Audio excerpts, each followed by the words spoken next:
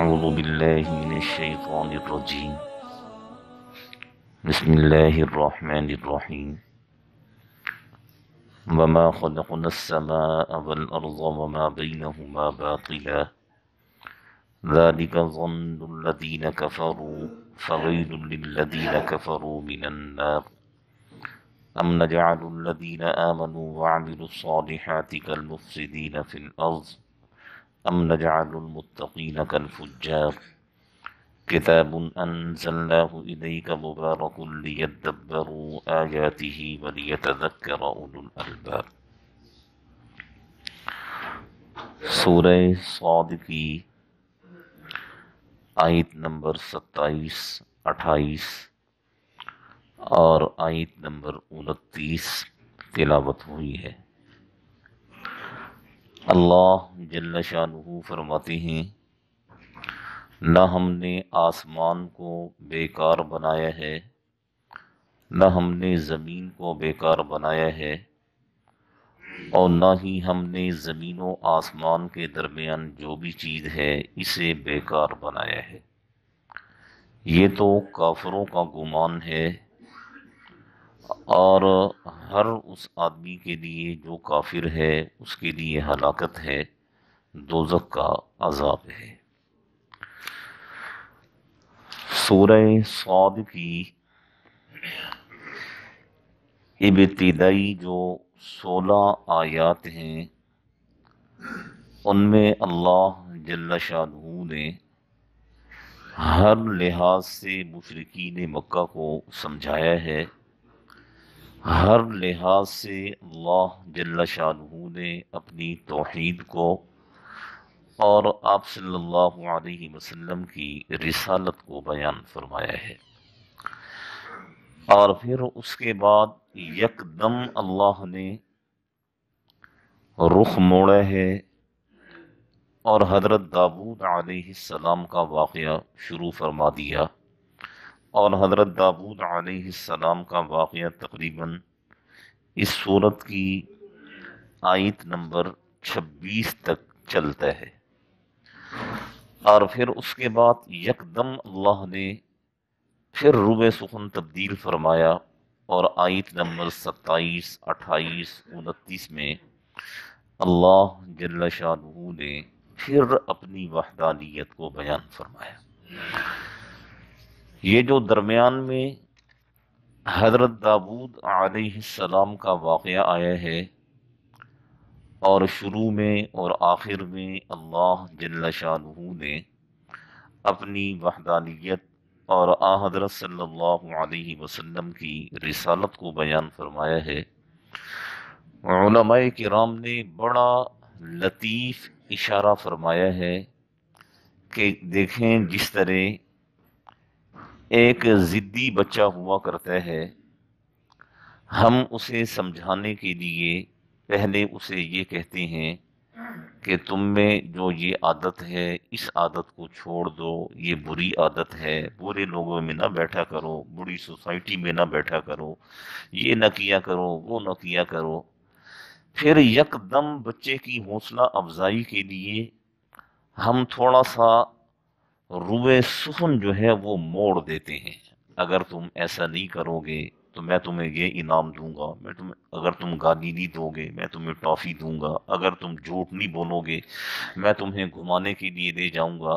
یعنی بچے کے ذہن کو فریش کیا جاتا ہے، اور پھر آخر میں پھر یہی کہا جاتا ہے کہ دیکھو میں تمہیں گھمانے کے لیے لے کر جا رہا ہوں، اب تو ایسا نہیں کرو گے نا؟ تو بچہ کہتا ہے کہ نہیں اب میں ایسا نہیں کروں گا۔ تو یہ اللہ جل شانہ نے یہی انداز اختیار فرمایا ہے سمجھانے کا، اور میں نے بارہا عرض کیا ہے کہ قرآن مجید کے سب سے پہلے مخاطب وہ لوگ ہیں جنہوں نے آپ صلی اللہ علیہ وسلم کا زمانہ پایا ہے، چاہے وہ ایمان لائے ہیں یا نہیں لائے۔ ایمان لانے والے صحابہ کہلائے، اور جو مشرک ایمان نہیں لائے وہ مشرک کہلائے، لیکن قرآن مجید نے تو سب کو خطاب کیا ہے، اور قیامت تک آنے والے آخری انسان تک ہر انسان قرآن مجید کا مخاطب ہے، چاہے وہ مسلمان ہے، چاہے یہودی ہے، چاہے عیسائی ہے، چاہے مجوسی ہے، چاہے ہندو ہے، چاہے دہریہ ہے، چاہے کسی بھی مذہب سے تعلق رکھتا ہے، قرآن مجید نے اس سے خطاب کیا ہے اور قرآن مجید نے اسے اپنی طرف متوجہ کیا ہے۔ اب اللہ جل شانہ فرماتے ہیں کہ دیکھو، یہ جو اتنا بڑا آسمان تمہیں نظر آ رہا ہے، تمہارا کیا خیال ہے؟ ہم نے اسے ایسے ہی بنا دیا؟ اور یہ اتنی بڑی زمین جو تمہیں نظر آ رہی ہے، یہ زمین ہم نے ایسے ہی بنا دی؟ وما بینہما، زمین و آسمان کے درمیان کم و بیش 18,000 مخلوقات رہتی ہیں، کیا یہ مخلوقات ہم نے ایسے ہی بنا دی ہیں بیکار؟ نہیں، بلکہ ہم نے ہر چیز کو ایک مقصد کے لیے بنایا ہے۔ اور انسان کی تخلیق، جنات کی تخلیق، خلقت الجن والانس الا لیعبدون، ہم نے انہیں اپنی عبادت کے لیے بنایا ہے کہ یہ ہماری عبادت کریں، یہ ہماری اطاعت کریں۔ ان دو مخلوقات کے علاوہ باقی 18,000 کم و پیش جو مخلوقات ہیں، اگر یہ بندہ ہمارا فرما بردار بن جائے گا تو 18,000 مخلوقات اس بندے کی فرما بردار بن جائیں گی۔ شیخ سعدی رحمہ اللہ کے بارے میں لکھا ہے کہ شیخ سعدی رحمہ اللہ کو کسی نے دیکھا کہ آپ شیر کی پشت پر سوار ہیں اور آپ کے ہاتھ میں جو کوڑا ہے وہ اژدہا، بڑا سانپ آپ نے پکڑا ہوا ہے، جس طرح ہم یہاں دیکھتے تھے پہلے یہ تانگا چلا کرتا تھا یا گدھا ریڑھی اب بھی چلتا ہے، تو اسے تیز چلانے کے لیے کوڑا مارتے ہیں یا ڈنڈا یا کوئی بھی چیز استعمال کی جاتی ہے۔ تو شیخ سعدی رحمہ اللہ نے ہاتھ میں کوڑے کی جگہ پر سانپ پکڑا ہوا ہے۔ تو ان سے کسی نے پوچھا کہ حضرت یہ کیا ماجرا ہے؟ شیر وہ درندہ ہے، انسان کا دشمن ہے، آپ کو ڈر نہیں لگا کہ آپ اس کی پیٹھ پر سوار ہو گئے؟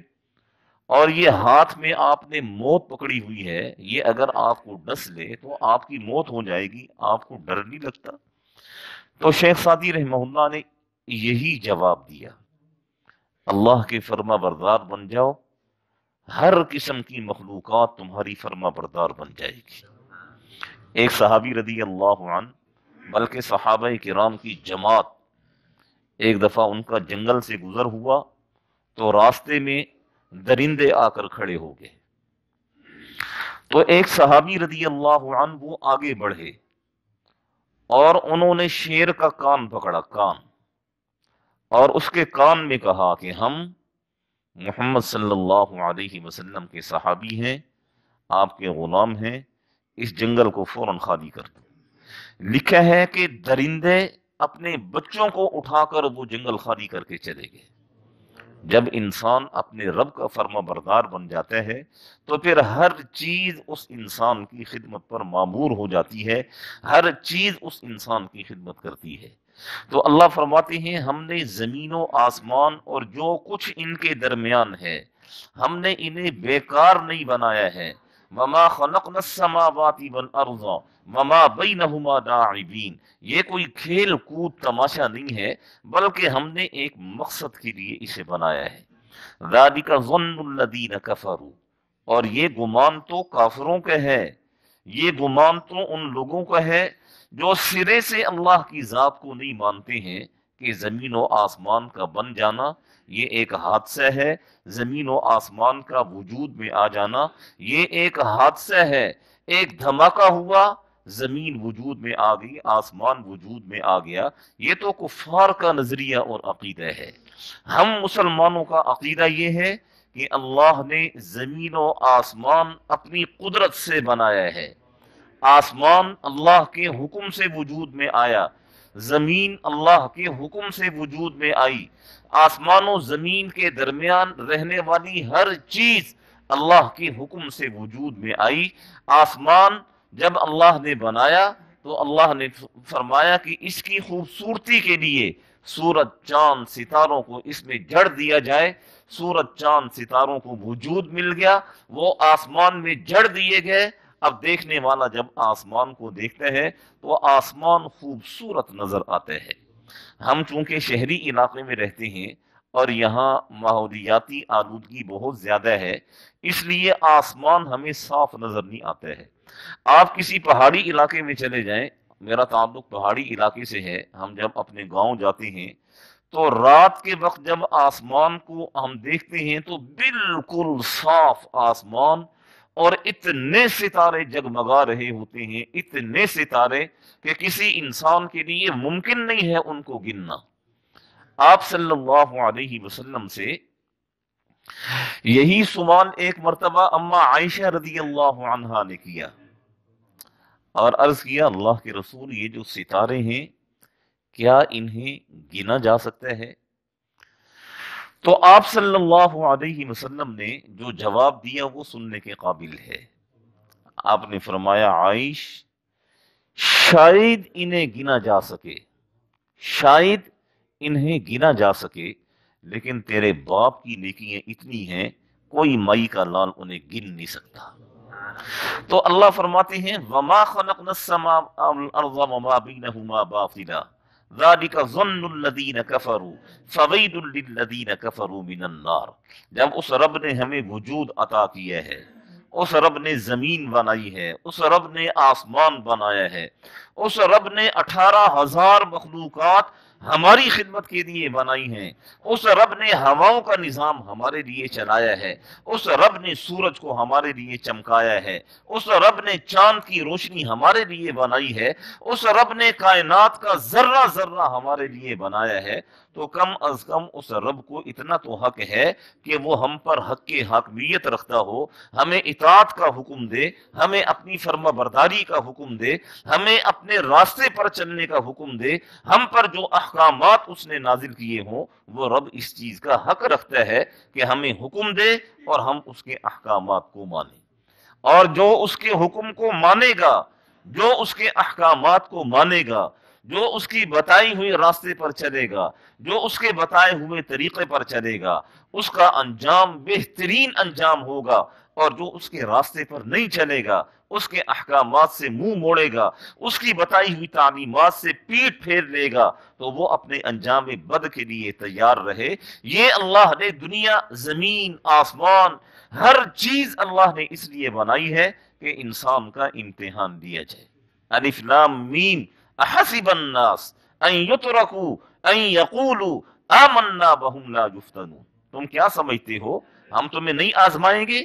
وَلَقَدْ فَتَنَّ الَّذِينَ مِن قَبْلِهِمْ، تم سے پہلے بھی ہم نے لوگوں کو آزمایا ہے اور تمہیں بھی ہم آزمائیں گے۔ اور دیکھو، ام نجعل الذین آمنوا وعملوا الصالحات، وہ شخص جو ایمان لائے گا اور ایمان کے بعد عمل صالح کا بڑا ذخیرہ اس کے پاس ہوگا، کالمفسدین فی الارض، کیا ہم اسے اور ایک فسادی آدمی کو ایک جگہ پر کھڑا کر دیں گے؟ ام نجعل المتقین کالفجار، متقی انسان کو اور بد کردار، بدبخت، گناہگار انسان کو ایک ہی پلڑے میں تول دیں گے؟ نہیں، ایسا نہیں ہے۔ جو ہمارے حکم کے مطابق چلے گا، جو ہماری فرما برداری کے مطابق چلے گا، اس کے لیے ہم نے بڑا اکرام رکھا ہے، اس کا بڑا اعزاز کیا جائے گا، اس کے لیے بڑی نعمتیں ہم نے رکھی ہیں۔ اور جو فجار ہیں، جو مفسدین ہیں، ان کے لیے ہم نے دوزخ کی دہکتی ہوئی آگ کو رکھا ہے۔ جس طرح اللہ نے قرآن مجید میں اور بہت سارے مقامات پر فرمایا، یستوی الذین یعلمون والذین لا یعلمون، کیا جاننے والا، نہ جاننے والا یہ ایک ہی پلڑے میں تولا جائے گا؟ نہیں۔ وما یستوی الاعمی والبصیر، دیکھنے والا اور اندھا اسے ایک ہی پلڑے میں رکھا جائے گا؟ نہیں۔ ولا الظلمات ولا النور ولا الظل ولا الحرور وما یستوی الاحیاء ولا الاموات، جس طرح زندہ اور مردہ ایک برابر نہیں ہے، اسی طرح نیک آدمی اور بد کردار آدمی یہ ایک برابر نہیں ہے۔ نیک آدمی کا بڑا مقام ہے، نیک آدمی کو اللہ نے بڑی نعمتوں سے نوازنا ہے، اور بد کردار، فجار، کافر، نافرمان، گناہگار، اس کے لیے اللہ نے دوزخ کی آگ کو بنایا ہے۔ اور پھر اللہ جل شانہ فرماتے ہیں کہ تم نیکوکار کیسے بنو گے، تم متقی کیسے بنو گے، تم پرہیزگار کیسے بنو گے؟ دیکھو، ہم نے تمہارے لیے ایک کتاب اتاری ہے، किताब अंज़लनाहु इलैका मुबारक, हमने बड़ी बाबरकत किताब तुम्हारे लिए उतारी है, हमने बड़े नफे वाली किताब तुम्हारे लिए उतारी है। उलमाए किराम ने लिखे हैं कि मुबारक का माना कि नफे कसीर, यानी वो किताब जिससे बहुत ज्यादा फायदा उठाया जा सकता है अगर कोई इंसान इस किताब से फायदा उठाना चाहे। सहाबा किराम के हाथ में क्या था? एक हाथ में तलवार और एक हाथ में अल्लाह का कुरान, जिस तरफ निकले वो रूबे जमीन को फतह करते चले गए। और सहाबा किराम के जमाने में रूबे जमीन का खुश्की का जो हिस्सा है, आधे से ज्यादा हिस्सा सहाबा किराम के जमाने में फतह हो गया और सहाबा किराम ने इस्लाम को नाफिज कर दिया और इस्लाम को वहां जारी कर दिया। क्यों? ये उनके पास कुरान जैसी अजीम नेमत थी, जो नेमत हमारे पास भी है लेकिन हमने इसकी कदर नहीं की। हमने इसे सिर्फ चूमने चाटने के लिए रखा है, बस चूमा, माथे से लगाया, सीने से लगाया, गिलाफ में बंद करके अलमारी में रख दिया, सिर्फ बरकत के लिए हमने इसे रखा है। हालांकि ये बरकती किताब नहीं है, ये तो एक दस्तूर हयात है, ये तो एक कानून खुदाबंदी है, ये तो वो किताब है कि जिस पर इंसान चले, जिसके पीछे इंसान चले, तो जब तक ये किताब इंसान को जन्नत में नहीं पहुंचाएगी उस वक्त तक इंसान का पीछा नहीं छोड़ेगी। सूरह मुल्क इस किताब की एक छोटी सी सूरत है।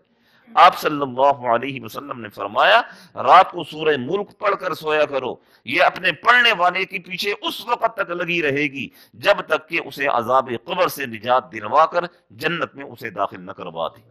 और लिखा है कि ये सूरत झगड़ा करेगी अल्लाह तबारक व तआला से और कहेगी कि बारी ताला, ये बंदा सारी जिंदगी रात को मेरी तिलावत करता रहा है, अगर तूने इस बंदे को अजाब देना है या इस बंदे को तूने दोज़ख में डालना है तो फिर मुझे अपनी किताब से निकाल दे, और अगर मुझे अपनी किताब में रखना है तो मेरे इस पढ़ने वाले को जन्नत में पहुंचा। अल्लाह उस बंदे को जन्नत में पहुंचाएंगे। किताबुन अंज़लनाहु इलैका मुबारक, हमने आपकी तरफ बेहतरीन किताब उतारी है, बरकत वाली किताब उतारी है। लियद्दब्बरू आयातिही, इस किताब की आयात में गौर व फिक्र करो कि तुम्हारा रब तुमसे क्या कह रहा है। सहाबा किराम के बारे में आता है कि जब जिस चीज पर भी आयात लिखी होती थी, सहाबा किराम के जमाने में किस चीज पर कुरान लिखा जाता था, या लकड़ी पर लिखा जाता था, या खजूर की जो छाल होती है उस पर लिखा जाता था, या पत्थर पर लिखा जाता था, कागज वगैरह तो था नहीं, या कपड़े पर लिखा जाता था। तो जो भी चीज उनके लिए कुरान की सूरत में थी वो उसे उठाते थे और अपने चेहरे पर लगाते थे और कहा करते थे, हादा कलाम रब्बी, ये मेरे रब का कलाम है। हादा कलाम रब्बी, ये मेरे रब का कलाम है। हादा कलाम रब्बी, ये मेरे रब का कलाम है। आप सल्लल्लाहु अलैहि वसल्लम ने फरमाया, तुम में से जब जिस आदमी का दिल चाहे कि वो अपने रब से बातें करे, उसे चाहिए नमाज में खड़ा होकर कुरान की तिलावत करे। ये कुरान की तिलावत करना ऐसे है जैसे बंदा अपने रब से बातचीत करता है, जैसे बंदा अपने रब से गुफ्तगू करता है, जैसे बंदा अपने रब से हम कलाम होता है। इसलिए कि ये मखलूक का कलाम है नहीं, ये तो बादशाहों के बादशाह का कलाम है, ये तो रब्बुल आलमीन का कलाम है, ये तो उस रब का कलाम है जो रब्बुल मशारिक़ वल मगारिब है, ये तो उस रब का कलाम है जो रब्बुल इंसी वल जिन है, ये तो उस रब का कलाम है जो जन्नत और दोज़ख का मालिक है। तो अल्लाह फरमाते हैं, किताबुन अंज़लनाहु इलैका मुबारक, हमने आपकी तरफ बड़ी बरकत वाली किताब उतारी है। लियद्दब्बरू आयातिही, ताकि इसकी आयात में गौर व फिक्र करो कि हमारे रब ने हमसे क्या मुतालबा किया है। रब ने कहा, अपने बारे में कहा, ला इलाहा इल्ला हु, सिर्फ एक रब को मानो। गौर करो कि रब ने अपनी वहदानियत की तरफ क्यों बुलाया है। रब ने नबी के बारे में कहा, वमा अरसलनाका इल्ला रहमतल लिल आलमीन। गौर तो करो कि आप सल्लल्लाहु अलैहि वसल्लम की ज़ाते गिरामी कैसे हमारे लिए रहमतुल लिल आलमीन है। रब ने कहा, इस कुरान के पीछे चलो, तुम निजात पा जाओगे। गौर तो करो, पढ़ो तो सही कि इसमें है क्या जो हमारे लिए निजात का सबब है। हमने कुरान को छोड़ दिया और सारी चीजों को हमने अपने सीने से लगा दिया, और कुरान को छोड़कर इधर उधर की बातें, बिदआत, रसूमात, रवाजात, उन्हें हमने अपने गले का हार बना दिया और कुरान को हमने सीने से हटा दिया। यही वजह है कि आज हम किसी भी मुआशरे में चले जाएं, कहीं भी चले जाएं, آج ہم وہ مقام حاصل نہیں کر پا رہے جو صحابہ کرام کو اللہ نے عطا فرمایا تھا۔ اور آج بھی بندہ وہ مقام پا سکتا ہے، آج بھی اللہ کی مدد انسان کے لیے اتر سکتی ہے، لیکن شرط یہ ہے کہ انسان صحیح معنی میں اللہ کا بندہ بنے، انسان صحیح معنی میں اپنے رب کو پہچانے اور اپنے رب کا تعارف اپنے ذہن میں رکھ کر نبی پاک صلی اللہ علیہ وسلم کی سنت کے مطابق زندگی کو گزارے۔ آج بھی راستوں میں فرشتے اتر کر انسان سے مصافحہ کر سکتے ہیں۔ تو اللہ تبارک و تعالی فرماتے ہیں لیدبروا آیاتہ، قرآن کی آیات میں غور و فکر کرو، ولیتذکر اولو الالباب، اور عقل مند آدمی اس قرآن سے نصیحت پکڑتا ہے، عقل مند آدمی اس قرآن سے نصیحت پکڑتا ہے۔